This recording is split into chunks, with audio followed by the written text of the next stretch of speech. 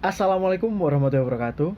Perkenalkan, saya Majid Saiful Muslih dari SMK Telkom Purwokerto kelas 12 TKJ 2. Nah, di sini saya akan menjelaskan mengenai perkembangan persenjata apian di dunia dan di Indonesia. Oleh karena itu, mari kita simak materinya. Let's check it out.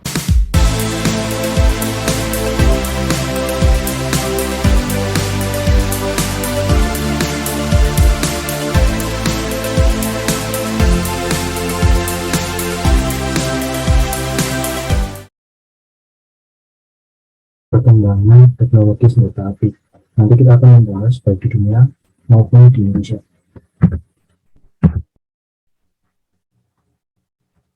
Nah, sebelum masuk ke materi, di sini kita akan membahas satu pengertian senjata api, kedua sejarah senjata api di dunia, ketiga sejarah senjata api di Indonesia, lalu yang keempat adalah perkembangan persenjata apian di Indonesia. Kali ini kita akan membahas mengenai senjata api yang biasa digunakan perseorangan atau senapan.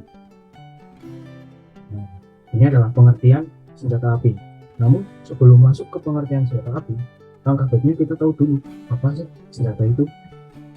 Ya, senjata secara universal adalah suatu alat yang digunakan untuk melukai ataupun membunuh manusia maupun hewan atau menghancurkan suatu target militer. Senjata dapat digunakan untuk menyerang maupun mempertahankan diri dan juga untuk sekedar mengancam. Lalu untuk pengertian senjata api adalah senjata yang melepaskan satu atau lebih proyektil yang didorong oleh kecepatan tinggi oleh gas yang dihasilkan oleh pembakaran suatu pukulan. Proses pembakaran cepat ini secara teknis disebut deflagrasi. Nah, itu adalah. Lalu yang selanjutnya kita akan membahas mengenai sejarah senjata api yang ada di dunia. Di sini kita akan membahas mengenai senjatanya apa, penemunya siapa, tahun berapa dibuat atau tahun berapa ditemukan, dan sebagainya. Yang pertama adalah meriam tangan Heolung Jiang. Peneliti berpikir bahwa meriam tangan ini digunakan dalam pertempuran antara tahun 1287 hingga 1288 dan merupakan sejarah dari dinasti Yuan atau dari Cina. Dan penemuan ini ditemukan pada abad ke-17. Lalu yang selanjutnya adalah pistol belok Kaisar Charles V. Senjata api pertama yang dapat ditembakkan dengan satu tangan. Dibuat untuk Raja Charles V, dibuat pada tahun 1540 hingga 1545. Senjata ini diciptakan oleh Peter Pack dari Jerman. Yang selanjutnya adalah Tanegashima. Senjata Medcough pertama kali diperkenalkan ke Jepang oleh Portugis pada tahun 1543. Penguasa pulau pada saat itu yaitu Tanegashima Takehata membeli 2 senapan Medcough dari Portugis dan meminta seorang ahli pedang untuk menyaring mekanisme senjata. Selanjutnya itu adalah revolver Georg von Reichswald, diciptakan oleh Hans Stockwell, seorang pandai besi senjata dari Jerman pada tahun 1597. Georg von Reichswald adalah pemilik terakhir dari senjata tersebut. Dia membelinya ketika diangkat menjadi mayor dan komandan pasukan di benteng Perhus, Norwegia tahun 1636. Yang selanjutnya itu adalah pistol Flintlock Raja Louis ke-13. Nah, pistol ini diciptakan di Perancis pada awal abad ke-17. Contoh awal pistol ini adalah yang dimiliki oleh Raja Louis ke-13. Senjata ini dibuat dalam bengkel yang dirancang oleh saudara laki-laki Pierre Le Bourgeois, yaitu Marin. Yang selanjutnya adalah senjata pakel. Senjata ini dipatenkan oleh James Pakel pada tahun 1718. Itu adalah senjata Flintlock laras tunggal yang dipasang di tripod dengan silinder putar yang dioperasikan secara manual. Yang selanjutnya itu adalah senjata model 1777. Awalnya dibuat pada tahun 1777 untuk Angkatan Darat Prancis. Diproduksi oleh Charles Ville. Jumlah ini tidak mencapai puncaknya hingga Perang Dunia Pertama. Lalu yang selanjutnya itu adalah pistol Colt revolver. Pistol ini dibuat oleh Samuel Colt. Colt menerima paten pertama untuk mekanisme revolvernya di Inggris pada tahun 1835.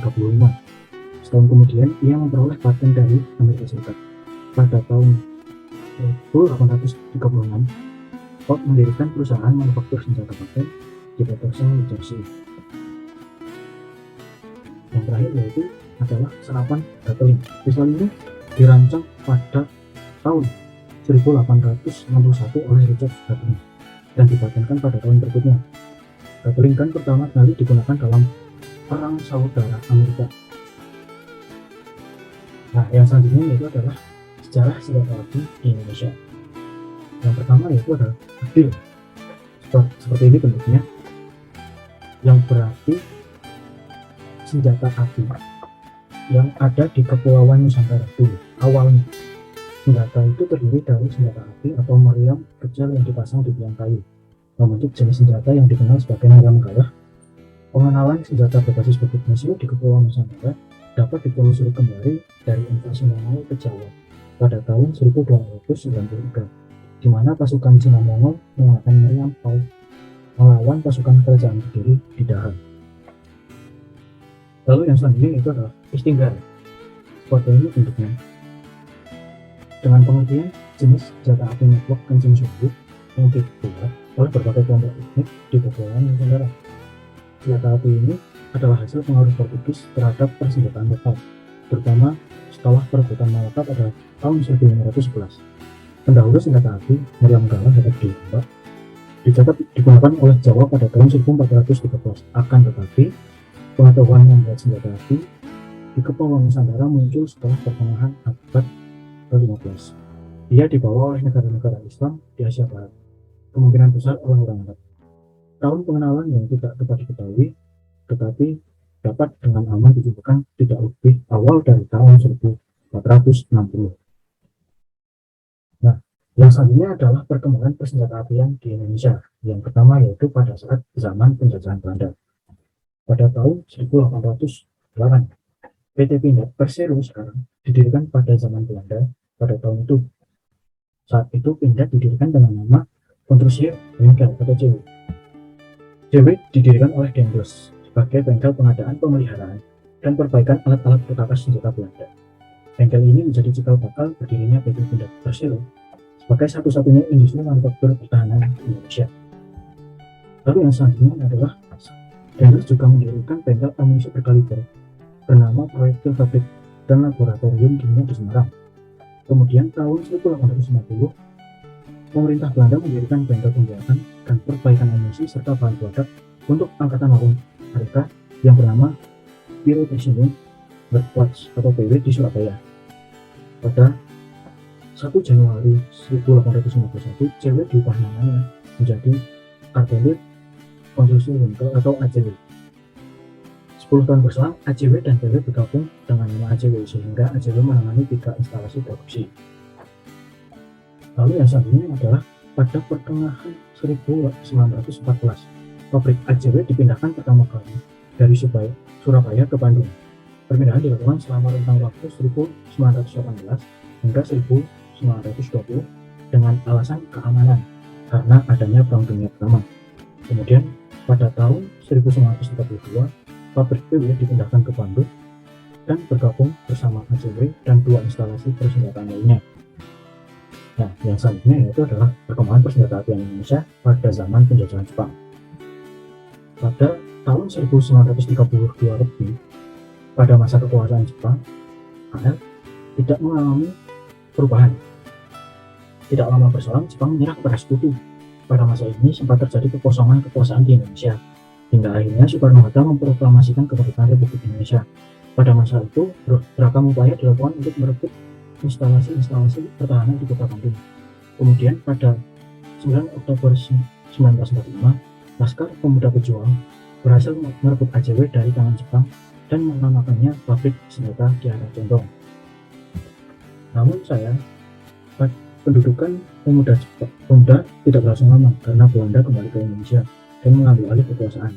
Belanda kemudian menyatakan bahwa mereka mengakui kedaulatan Indonesia kepada Republik Indonesia Serikat atau RIS pada tanggal 27 Desember 1949 di Konferensi Meja Tunggal atau KMT di Den Haag. Oleh karenanya, Belanda harus menyerahkan asetnya secara bertahap pada pemerintahan Indonesia di bawah pimpinan Presiden Soekarno. Nah, yang selanjutnya itu perkembangan persenjataan apian zaman pasca penjajahan atau kemerdekaan. Yang pertama pada tahun 1960, Sejak Belanda mengakui kedaulatan Indonesia kepada Republik Indonesia Serikat pada November 1950, PSM berhasil membuat laras dengan kaliber 7,7 mm.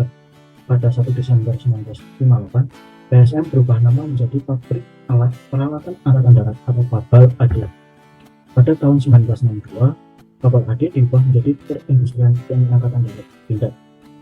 Di era ini, Pindad berfokus pada pembinaan sesuai dengan kemajuan teknologi raket dan menghasilkan berbagai senjata, salah satunya membatas standar TNI AD yang diproduksi secara massal.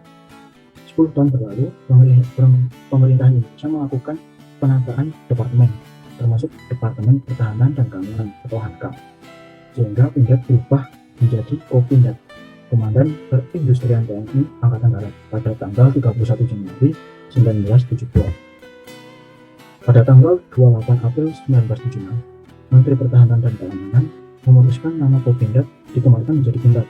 Perubahan ini diharapkan dapat mengembangkan sarana prasarana non-militer yang dapat menunjang pembangunan nasional di bidang pertanian, perkebunan, tambangan, industri, dan transportasi, baik untuk instalasi pemerintah, swasta, ataupun masyarakat luas. Nah, yang selanjutnya yaitu perkembangan persenjataan Indonesia zaman pasca penjajahan kemerdekaan yang selanjutnya, yaitu pada tahun 1980, pemerintah Indonesia gencar menggalakkan program alih teknologi. Pindad yang saat itu berada di bawah naungan HANKAM atau Departemen Pertahanan Keamanan memiliki keterbatasan ruang gerak untuk mengembangkan fungsinya karena seluruh kegiatan Pindad bergantung pada peraturan dan anggaran ekonomi. Untuk itu, HANKAM menyarankan pemisahan antara war mapping activities dan war support activities. Pada 1981, berdasarkan keputusan Presiden RI nomor 47 tahun itu, Badan Pengajian Penerapan Teknologi (BPTT) yang sudah berdiri sejak tahun 1978 harus lebih memperhatikan proses transformasi teknologi yang ditetapkan oleh pemerintah Indonesia itu, termasuk pengadaan mesin-mesin untuk kebutuhan industri. Pada tahun 1983, kemudian sesuai peraturan RI nomor 4 tahun itu, Pindad resmi menjadi BUMN pada 11 Februari 1983. Dari sini Pindad diharapkan dapat memproduksi peralatan militer yang dibutuhkan secara efisien dan menghasilkan produk-produk komersial berorientasi bisnis, serta memiliki biaya dan anggaran sendiri untuk pengembangan, penelitian, dan investasi, serta mengembangkan profesionalisme industrinya. Nah, jadi adalah materi mengenai sejarah perkembangan persenjata apian di dunia maupun di Indonesia. Nah, tadi adalah penjelasan mengenai persenjata apian di dunia dan di Indonesia. Terima kasih telah menonton, semoga bermanfaat dan sampai jumpa.